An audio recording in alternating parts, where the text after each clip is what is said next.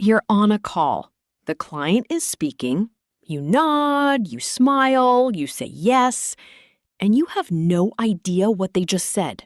I feel attacked. It's happened to all of us. The accent is thick, the words are blending, your brain is working overtime to catch something, anything, and the client is waiting for a response. Last week, I was on a call with a client from Scotland. I understood maybe 40%. I said, got it, and hope for the best. Later, I had to email 3 people to figure out what I actually agreed to. It was a disaster. That's the hidden cost of pretending to understand. You nod, you smile, you hope, and then you spend hours cleaning up the confusion. So what do I do instead? I can't just say, I don't understand you to a client. Actually, you can. You just need the right words. Today, we're going to give you the exact phrases to handle this situation professionally. No panic, no pretending, just clear communication. Because understanding the client isn't just about politeness. It's about getting the work right. Exactly. Alex, let's start with why this is so difficult. It's not just about vocabulary, is it?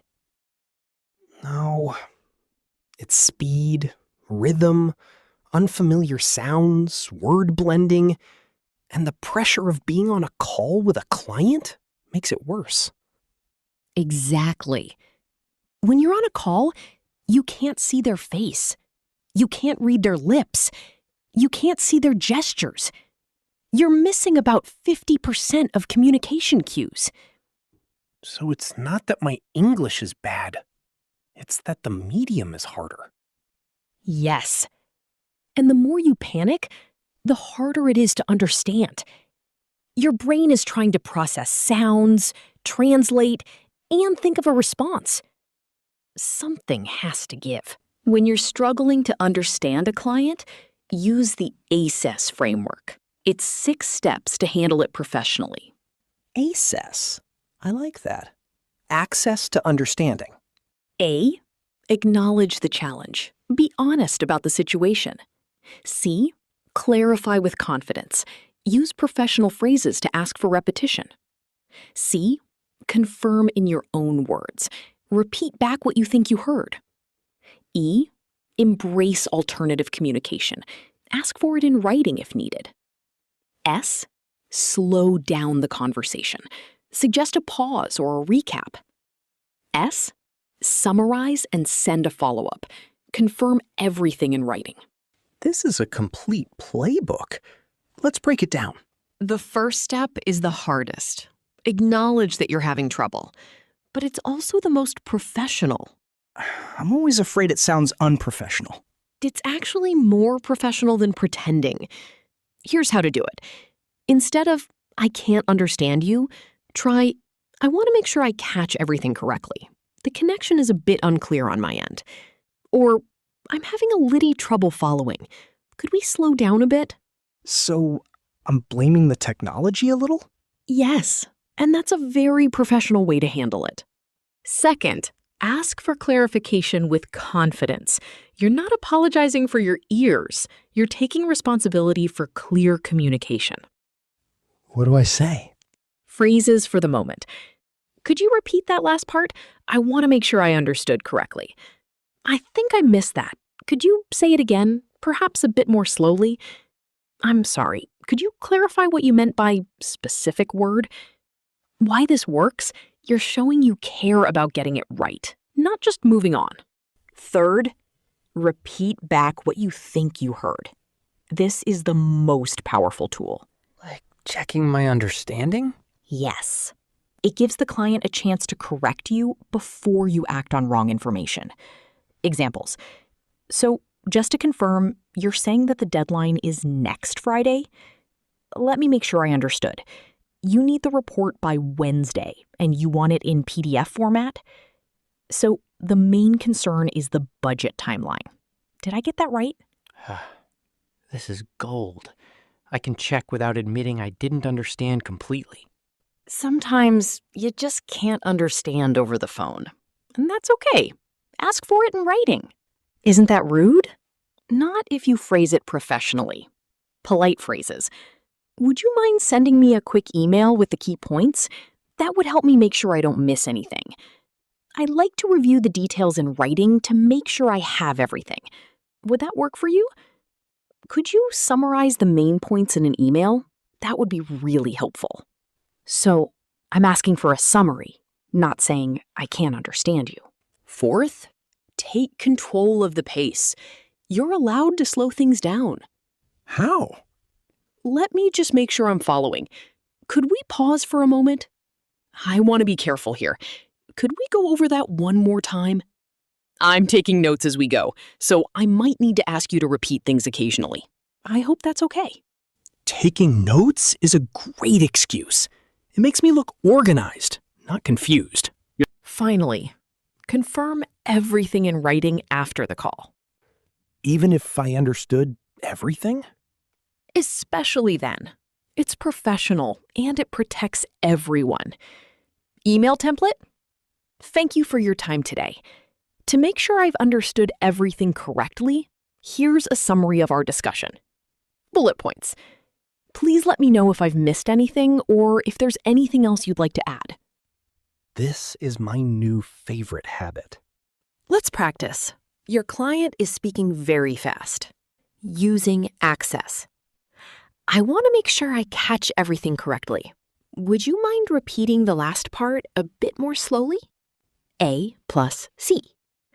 Client slows down. Thank you. So just to confirm, the main priority is the Q3 report, and you need it by October 15th? C. Client. Yes, that's right. Perfect. I'll send you a summary email after the call to confirm. S. Perfect. You handled it professionally and confidently. Now, a technical term you don't recognize. I'm sorry, could you clarify what you meant by API integration? I want to make sure I understand the scope. Client explains. Ah, thank you. So you need us to connect the system to your existing platform. I understand now. You didn't pretend. You asked. That's professional. The worst case, you realize your interpretation was wrong. Alex, I need to correct something. I realized I misunderstood the timeline. My apologies. Let me confirm what you actually meant. Client, I said next quarter, not next month. Alex, thank you for clarifying. I'll adjust the plan accordingly. To make sure I have it right this time, the deadline is January 15th, correct? Honest, humble, and corrective. No shame. Let's look at what makes things worse. Mistake 1. Pretending to understand. Nodding and smiling while completely lost. Ask for clarification. Mistake 2. Blaming the client. You're speaking too fast. Could we slow down a bit? Mistake 3. Over-apologizing. I'm so sorry. My English is bad. I'm sorry. One polite request is enough. Mistake 4. Guessing and hoping. Saying yes to something you didn't understand. Ask, confirm, follow up. Mistake 5. Not following up in writing. Hoping the confusion goes away. Send a summary email. Pretending is the worst. It always backfires. Here's a truth. A good client wants you to understand. They don't mind repeating. They don't mind explaining. And a bad client? They get impatient. And that tells you something about the working relationship. So I'm not the problem if they're impatient.